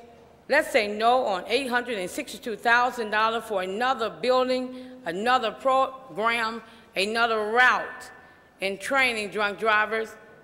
No on rehabilitation or agenda buildings to train, again, drunk drivers. Again, I am with, if we have to train drunk drivers again, let's deal with one building, which is Department of Motor Vehicles, where the knowledge is high, where we can really train these people If they are drunk drivers, can they or will they be able to drive again? If we go to 8 other buildings, that is 8 other teaching, knowledge on who qualified to drive again once they are basically been cited. If we boil it down to the Department of Vehicles, great. We know the trainers. But if we go to another coupon, another building, granting them thousands of dollars to be granted books to train them how to drive again. Well, that's too many teachers. Thank you very much, Ms. Hawkins. Mr. Weiss. Thank you, Mr. President. I would just move on this item to amend items 2 and 4 in the recommendations to require the matter to be sent to the Public Safety Committee prior to the execution of any contracts. All right. Any objection? Mr. Cardenas? Yes. So basically, Councilmember Weiss, the intent of going to committee is for those items to be amended, but it's not exclusive of those items. If other discussion ensues on this matter, are we talking about 41? 41? So basically, the discussion will still ensue in the committee, and that and/or other changes may occur as well, right? Once it's in committee, it's in committee. I do think it's important for the grant applications to be submitted and for the grants to be received and Absolutely. all the paperwork, T's crossed and I's dotted in respect to that. And then my amendment would require that prior to the execution of any contracts, the matter be sent to committee. And if you've ever met the people on the Public Safety Committee, they've never been terribly shy about speaking up about issues that relate to the matter in front of them. So it'll be there. Okay. So basically, we are approving this item at this time with those amendments? That'd be my recommendation. Okay. Would that include, Councilmember Weiss, the paragraph that says authorize the Mayor's Office of Homeland Security and Public Safety to execute grant awards, and then the paragraph after that that also says authorize the Mayor's Office of Homeland Security and Public Safety to release requests, and the last paragraph that says authorize the Mayor's Office of Homeland Security and Public Safety to negotiate and execute. Is it those 3 items you're amending, or just 2 of those 3? Well, I spoke to 2 of them. Is there a reason that you asked the question? No, I just wanted to be clear on which items you're amending, which of those 3. When I stood up, I said I'd like to amend items 2 and 4. But is there something that you're saying that I'm not understanding? No, I just wanted to understand what you were saying. I just wanted to make sure I understood you correct. Okay, 2 and 4 it is. Okay. Thank you. All right. Thank you. Nobody else wishing to be heard? If we can please prepare the roll as amended and tabulate the vote. 12 ayes. That is approved. Okay. Next order of business, please. Mr. President, there is a special meeting that has been agendized. Do you wish to recess the regular meeting and go into the special meeting? Yes, please. Madam Clerk, please call the roll for the special meeting. Cardenas, Gruel, Han, Weezer, Labange, Padilla, Parks, Perry, Reyes, Rosendahl, Smith, Weiss, Wesson, Zine, Garcetti, 12 members present, and a quorum, Mr. President. Okay. We have one item of business. Colleagues, Yes, it's an item for which public hearing has not been held, Okay. and it is the contract with Mr. Stuckey. Okay. Now open the public hearing. Anybody wishing to be heard on this item? Not, we'll close the public hearing. Colleagues, anybody wishing to be heard on this? This is special. And now I apologize, Mr. Cardenas, just as you were caught unawares, I was caught. We're in the Which special item are- meeting, and just the sole item, number 1, the contract with Mr. Stuckey. Okay, so what precisely is before us? Why don't we ask the CLA to come forward? Maybe it would be in order to hear exactly. We have a contract?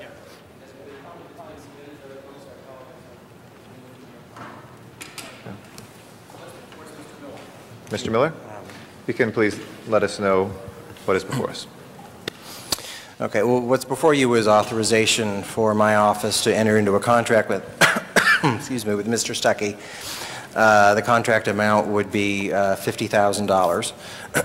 It would be structured in 3 payments: a payment of $20,000 upon execution, a payment of $20,000 approximately 30 days following that, and the final payment would be upon delivery of a report And the report generally will include areas of community outreach, certain areas in animal services, for example, outreach on the city's pay and neuter program, marketing of excuse me, pet adoptions with the animal services centers, et cetera.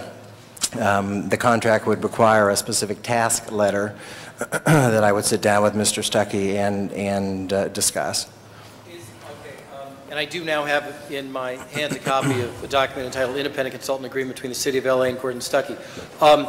Is this a common sort of agreement for the CLA's office to enter into with consultants? It is not. Well, the CLA's office certainly does enter into agreements with consultants on a variety of issues. Nonetheless, before you got to that, you said it is not, and you seem rather definitive in that. Tell us what is not common about this.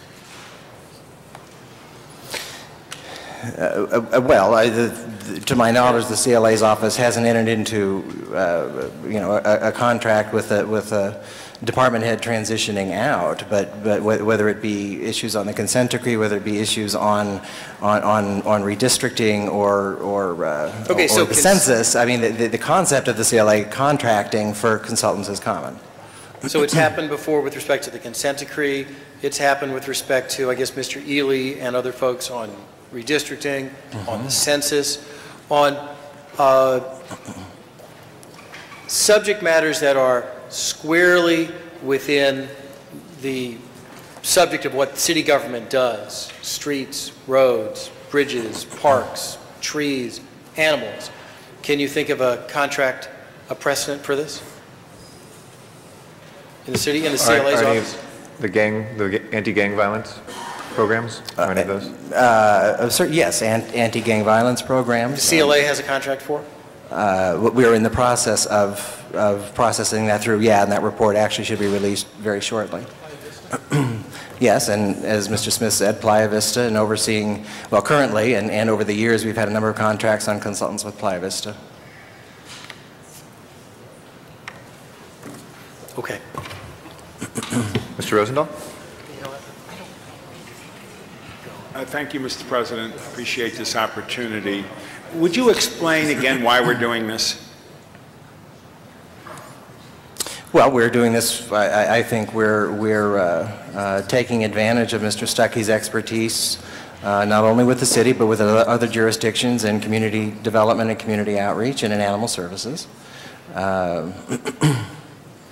City Attorney, we were all here when Mr. Stuckey spoke before us and his attorney.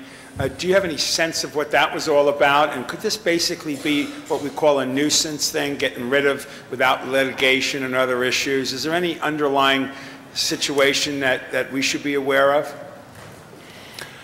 None, except those that were discussed when the council gave us the direction to go ahead and prepare this and discuss it with Mr. Stuckey and his attorney.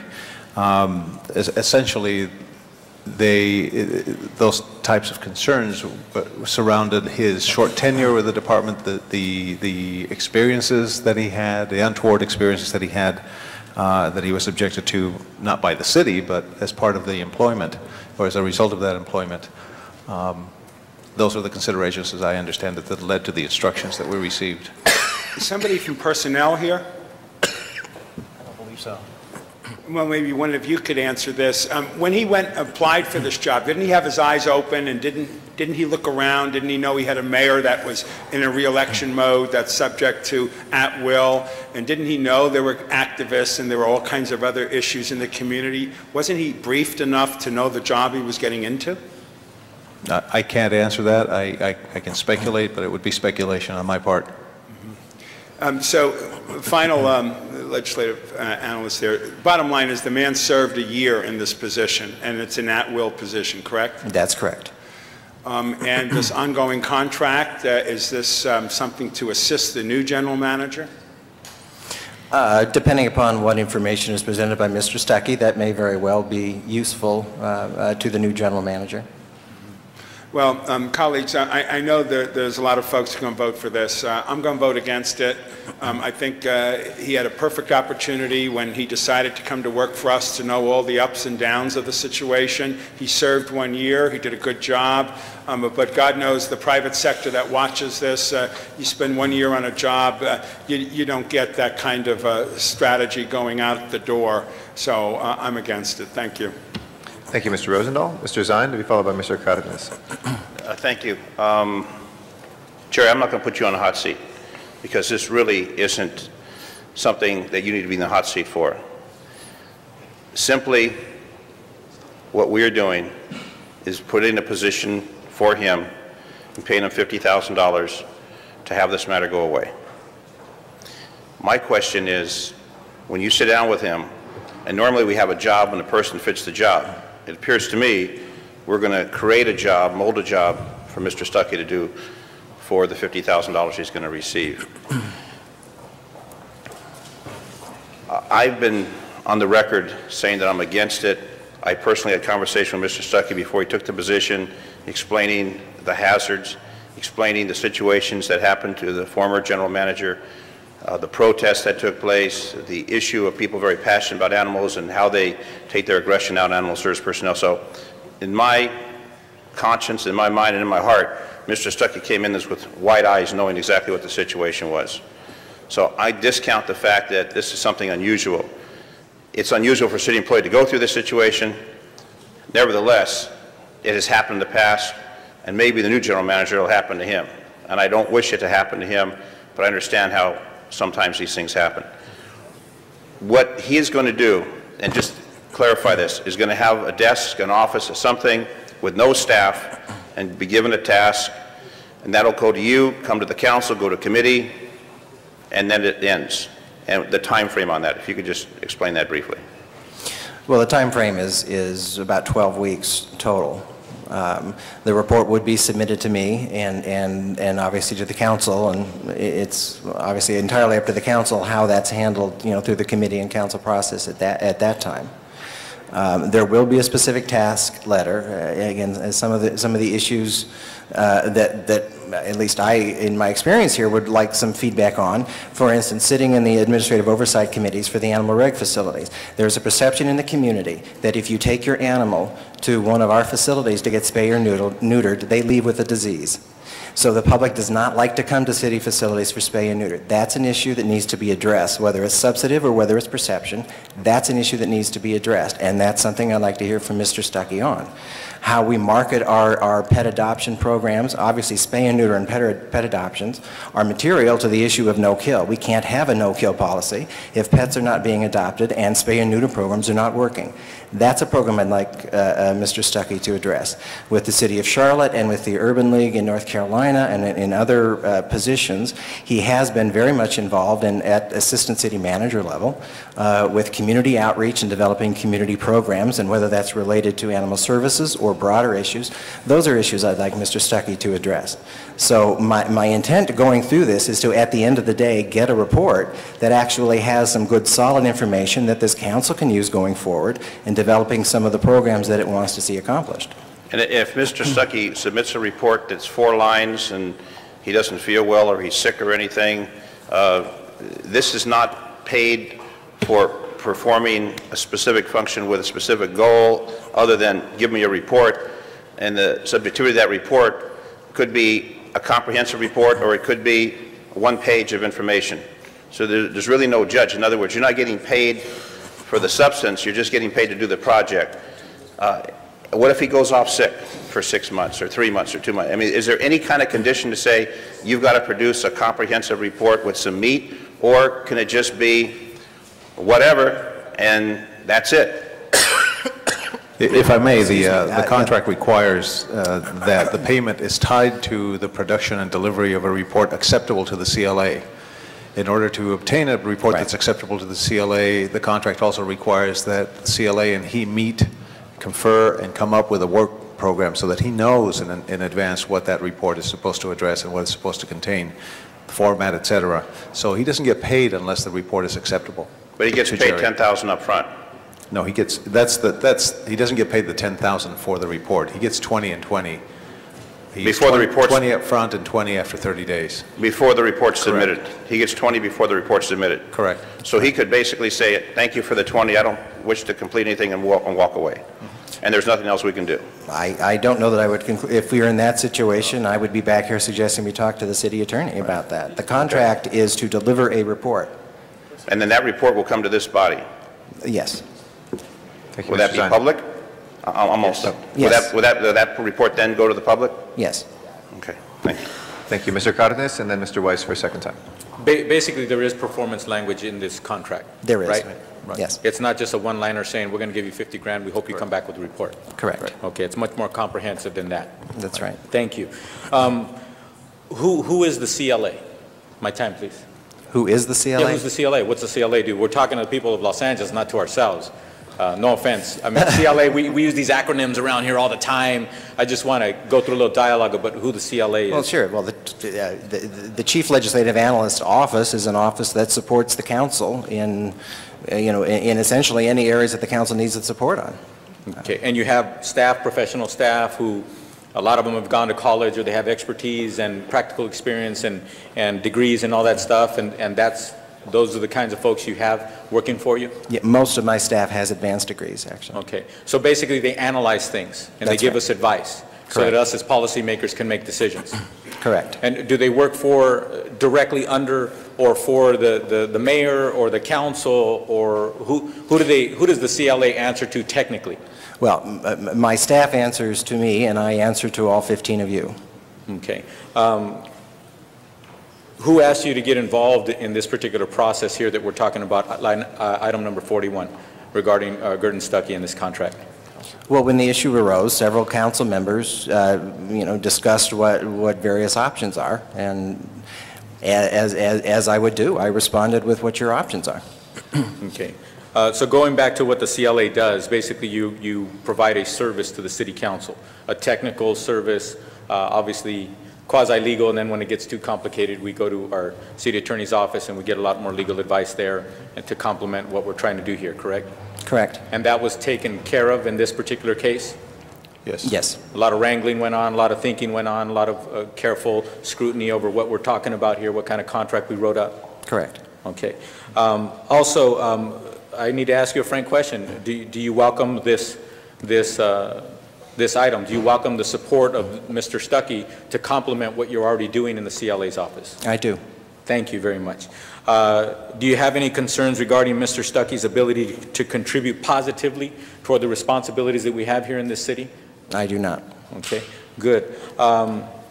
Is it possible that under this contract, Mr. Stuckey could also add some advice to us, some practical experience advice on helping us understand perhaps some criteria that we may want to develop in this city on how to hold managers accountable, how to help managers understand what their responsibilities are so they can convey that to the council and the mayor and the people of Los Angeles and help us in that way as well? Or is it just strictly other issues? I would certainly welcome any feedback he has along those lines and would bring it to you. The contract wouldn't contemplate that sort of input. So is the contract that strict to where he couldn't offer that? Obviously at no extra charge. Oh, certainly. He certainly could offer it, of course. So he's free to do that in this contract? Yes. So if one of us were to ask him to do that and he was willing to assist us in that manner freely, and I mean freely, as in no extra dollars, could he do that? Certainly. Okay. But he's not precluded from doing that. That's right. We're not going out of bounds by asking him to do that. No, no. Okay. The reason why I bring that up is because, again, I'll say this again, I've said it before, Gurdon Stuckey may have fallen out of favor with certain organizations in this city or in this community. He may have not impressed the mayor or what have you, but he certainly has impressed me with his skills and his abilities as a manager to improve a department. Again, not to certain people's criteria, but certainly he has a lot of abilities, and he's certainly worth what we're paying him to do the job that he's going to do. And I do expect that when the 12 weeks or so are up, I think we're going to get a lot more out of Gurdon Stuckey that's going to move the city in the right direction and help us make better decisions into the future. Thank you. Thank you very much. Mr. Weiss. Thank you, Mr. President. Mr. Miller, yes, sir. I don't mean in any way to suggest that you are on the hot seat today, because you most certainly are not. Your job is to work for the majority of the council, and the council gave a very clear majority direction last week to you, which is why this contract is here and which is why you're here, and I do understand that. With respect to the CLA's office, does the CLA's office have a staffer who works on animal services issues? We do. It's a staffer, actually, that staffs the committee, which has a variety of issues under it, including animal services. So staffer that staffs the Public Safety Committee has animal services as about what percentage of that person's time or responsibilities? That would be hard to say, although it would certainly be much less than the other issues before that committee. Because the Public Safety Committee also deals with the police and the fire department. Police and fire, correct. This is a $50,000 contract. Correct. So that annualizes out to $200,000 a year if that were a yearly salary for someone. Correct. So that's a substantial amount of money given the funding level previously heretofore in the CLA's office for animal services. You'd have to agree with me on that. Yes, that is true. Will there be, is it your intention that there be any devotion of staff resources to Mr. Stuckey in the preparation of this report? Not in the preparation of the report. Certainly, hold my time, please, Mr. President. Certainly potentially in the review of the report and issues that are brought up by that report. I would certainly devote staff resources, but in the preparation of the report, my intent is that it be, Mr. Stuckey's product. Now, obviously, we are available for any questions that he has and clarification. And I asked you the other day whether prior to this moment in time you had ever reviewed a report prepared by Mr. Stuckey. At that point, the answer was no. I don't know if you've had the chance to review any. Have you reviewed any Stuckey reports prior to today? Well, I have not. Now, obviously, there are reports that come out of the department. I could not speak to who authored those reports. I understand it, but you haven't reviewed a Gordon Stuckey prepared report as you sit here now. That is correct. Okay. And yet, the council is proposing to pay this gentleman $50,000, the annual equivalent of $200,000, to prepare a report, and yet no one has evidently reviewed reports that he's prepared. I mean, maybe he's the McKinsey of animal services reporters, but there's certainly no evidence of that. I just want to say that I want to reemphasize what Mr. Zine said. Mr. Zine told Mr. Stuckey before Mr. Stuckey was confirmed that this was a dangerous position in all senses of the word. Mr. Zine told him that personally. And I want to reemphasize what Mr. Rosendahl said. Mr. Stuckey was an at-will employee at all times, and clearly, and in the understanding of all in city government, was an at-will employee. And as Mr. Rosendahl also pointed out, Mr. Stuckey was hired by someone who holds political office, who only holds that office subject to the consent of the people of the city. So it's always on the radar screen of anyone who takes one of these city general manager jobs that they can lose their job at the will and discretion of the mayor. Am I missing anything, Mr. Echeverria or Mr. Miller, as to the understanding of the world in the eyes of general managers? No. Mr. Miller? No. Okay. There's no lawsuit. It's not proper to pay severance to government employees in this manner, and there has been no, not only has there been no lawsuit, there has been no plausible legal claim or case even presented to us in theory. And so I'm going to join Mr. Zine, Mr. Rosendahl, and hopefully some others of you around here in doing the right legal thing in our fiduciary capacity here in voting against this contract. Mr. Cardenas. Well, I disagree that there aren't any plausible opportunities for this to linger on and bite the city in the rear on this particular situation. But I'm not here to talk about that. What I want to emphasize here is this is a great opportunity in these last few weeks for the city of Los Angeles, all of us to realize that we need to make sure that hopefully we at least learned one thing. And the one thing is we need to be able to document and hold our city managers accountable in a fashion that is measurable and that expectations are there department by department by department. That's healthy. And that's what any healthy organization does, is they know what their goals are, they know what their objectives are, they know what the needs of their constituencies are, and then they quantify that, they qualify that, and they put it together so that everybody understands where they're taking their workers, where they're taking their responsibilities, what the objectives are, and what is going to happen. And I think this particular contract hopefully will help us get there. And I think this debate hopefully is healthy enough to where we actually learn we need to do that with every single department head. Whether it be the mayor who asked each department head to bring forward such reports and responsibilities, or it's the council, or what have you. Maybe the council needs to draw up a motion to say that from now on, every department will have such a document. If they don't already, I don't think they do. At least not at that level, not something that the manager signs off on in every particular department, has that on file, open to the public for everybody to see, open to us, the elected officials of this city, for us to evaluate those individuals, and open to the mayor so he can decide, you know what, this person's not cutting it. It's time for them to go. Hopefully, at least we've learned that.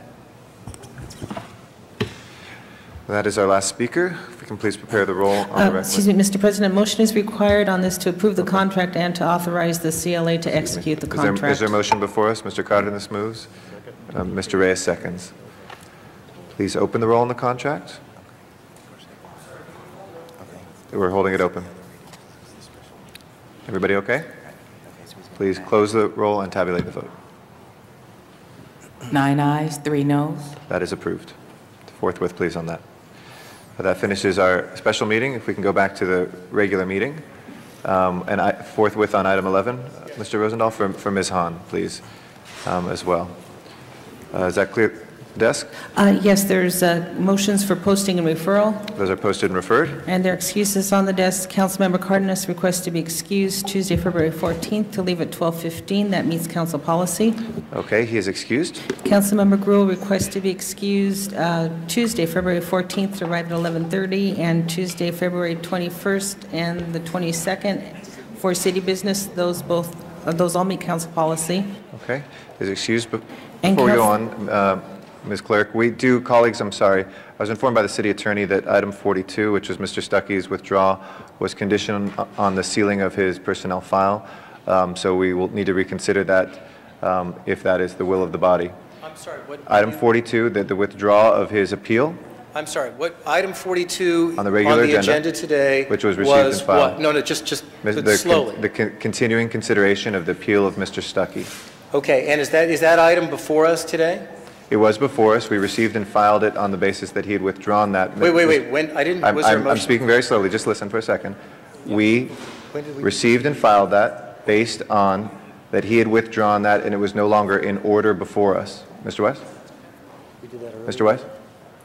Since it was no longer in order before us, Mr. Echeverria did then inform us after that fact that it was conditioned, which we didn't know, on the sealing of the records. So for us to do that, and folks can vote against it or for it, we need to reconsider it. So right now, I'd just like to reconsider it.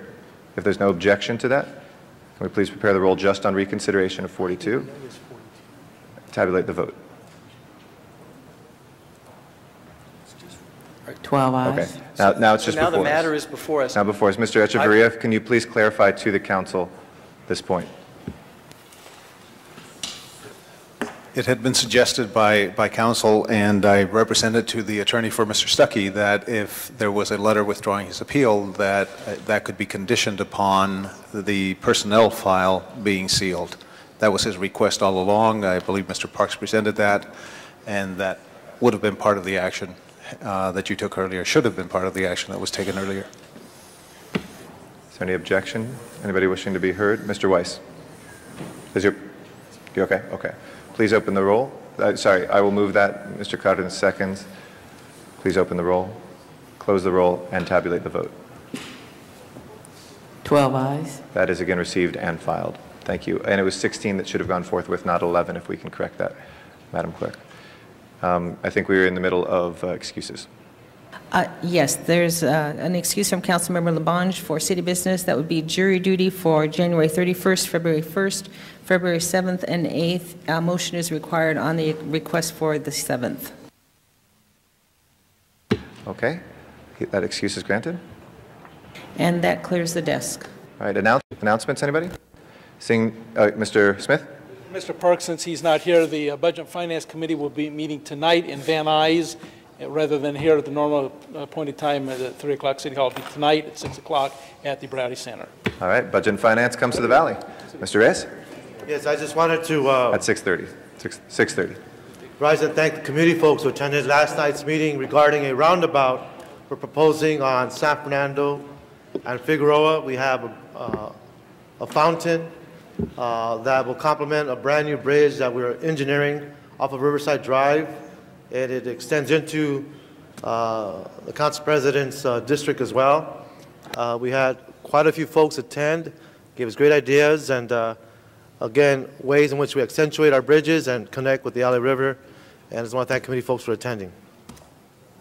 Thank you very much. Ms. Perry? I have an announcement in honor of Black History Month. The Los Angeles Association of Black Personnel is holding an African Marketplace February 1st and 2nd from 10 a.m. to 2 p.m. at Fletcher Bowen Square, the Triforium at Main and Temple Streets, and a fashion show on the 2nd starting at 12 noon.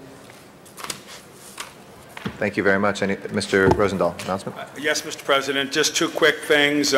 John and Diane Cook are being honored tonight by the American Jewish Committee.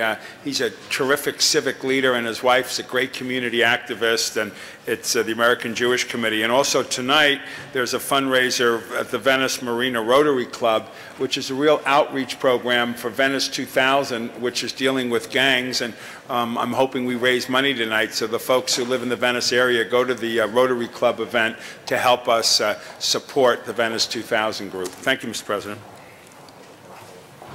Thank you very much. Any other announcements, colleagues? Seeing none, if I could please ask everybody in chambers to please rise for adjourning motions. Colleagues, with the passing of a great civil rights hero today in Coretta Scott King, I know we all are going to adjourn in her memory, and we're devastated to hear the news, but Ms. Perry wanted to say a few words, and I'm sure others will as well. Ms. Perry? Who want to adjourn in her memory today, and I'd just like to give you some basic information about her life. And she was 78 years old when she passed, born in Marion, Alabama on April the 27th, 1927. She was the valedictorian of her high school class and attended Antioch College in Yellow Springs, Ohio, where she earned a Bachelor of Arts in Music and Education, then studied concert singing at the New England Conservatory of Music in Boston, Massachusetts. She actually got a degree in voice and violin, and it was there that she met a theology student at Boston University, Martin Luther King, Jr. They were married June 18, 1953, in her hometown of Marion. And as her husband began his civil rights work, she worked very closely with him, organizing marches and sit-ins at segregated restaurants while continuing to raise their 4 children, Yolanda, Martin Luther King III, Dexter Scott, and Bernice Albertine. She performed in freedom concerts, singing and reading poetry to raise money for the Southern Christian Leadership Conference, the organization which her husband, Dr. King, led as its first president. And when an assassin's bullet killed her husband in Memphis in 1968, just prior to a planned march, she organized her husband's funeral and then went to Memphis and finished the march. She turned her grief into nurturing her husband's legacy. And lest we not forget, she spoke out on a multitude of issues: racial and economic justice, women and children's rights, gay and lesbian dignity, religious freedom, the needs of the poor and homeless, full employment, health care, educational opportunities, nuclear disarmament, and ecological sanity.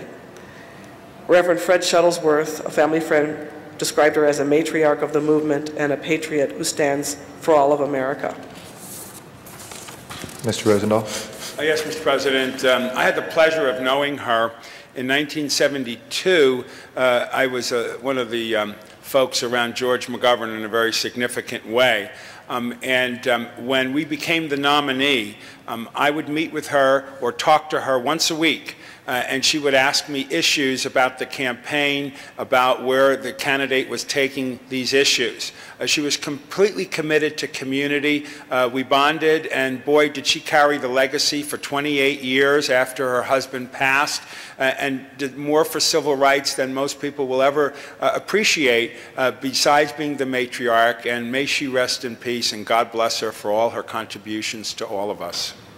Thank you, Mr. Rosendahl. We'll have all members certainly on that passing of a great civil rights hero. Are there adjourning motions? Mr. Padilla.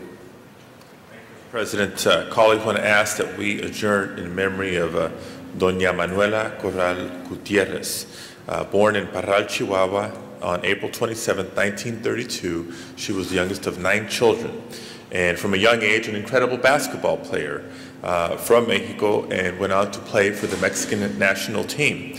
Her career was interrupted on a visit to Los Angeles to visit her aunt, where she then met Jose Gutierrez. They fell in love, and as they say, the rest is history.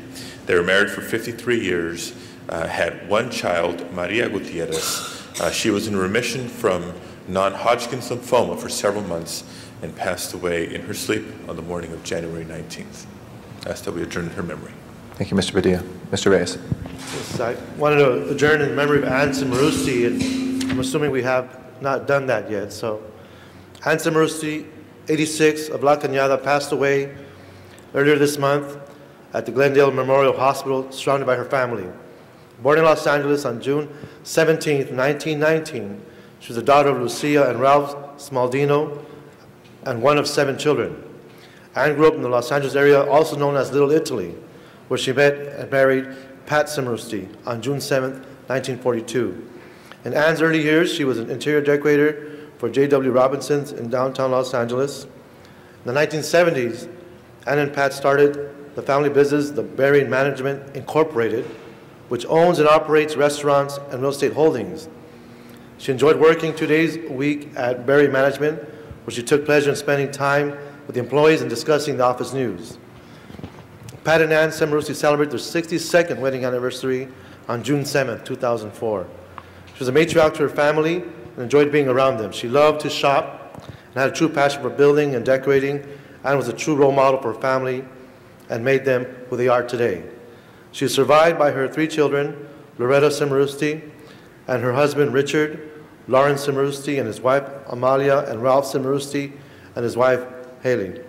She also leaves 7 grandchildren, Patty Nelson, her husband Mark, Patrick Simarusti and his wife Michelle, Ralph, Annie, Larry, Polly, and Loretta Simarusti. Other surviving include her 2 great-grandchildren, Lauren and Grant Nelson. The Simarustis are the owners of several restaurant chains throughout Los Angeles. They grew up, the sons of Ann grew up in Glassell Park and have been involved in many supporting efforts of our community in Los Angeles. May she rest in peace. Thank you. If I could second that, Madam Clerk. Mr. Smith. Thank you, Mr. President. I ask that we adjourn in the memory of Martin Peter Wall, who was the father of Marty Wall, the president of the Chatsworth Neighborhood Council and founding president. Marty Sr. passed away at 86 on January 21st. During World War II, after graduating from high school, he became a fighter pilot, one of the described as America's greatest generation. He was a pilot aboard the USS Bunker Hill, which was heavily attacked by kamikazes at Guadalcanal, and was on the flight line that day, one of the very few pilots that lived through that attack. After World War II, he came back and moved to Texas, where he played minor league baseball, then moved to the San Fernando Valley, where he met his wife Jacqueline, raised their family, involved in scouting and other community activities. Was described as a great gentleman, a very fun-loving man, very hard, principled man, hard-working man, who spent his later career with Bank of America. On behalf of the Wall family and the citizens of 12th District, in particular Chatsworth, as we adjourn in the name of Martin Peter Wall. Thank you, Mr. Smith. Mr. Wesson.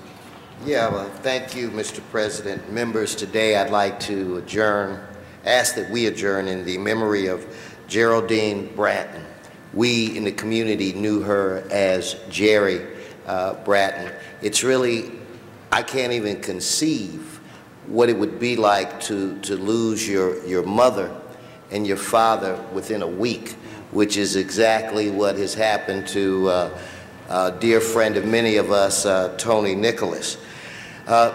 Jerry Bratton, a lot of people don't know, she was an activist herself. She was a class act, but she was close personal friends to Dorothy Dandridge, and when we adjourned in the memory of Rosa Parks and we referred to a home where they visited, where she would visit every winter, it was the Bratton home. So again, it's it's difficult to say goodbye to someone who's lived not only in Los Angeles, but in the 10th District for 60 years. She leaves behind her husband, another dear friend and a civil rights attorney, Leo Branton Jr., 3 sons, Chip Branton, Paul Nicholas, again Tony Nicholas, and she leaves behind a daughter-in-law, Vanetta Nicholas, 4 grandchildren, and 1 granddaughter.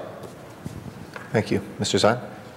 Mr. President, we adjourned last week in memory of one of our Sergeant Arms, Officer Young, and the police department has provided me the photograph.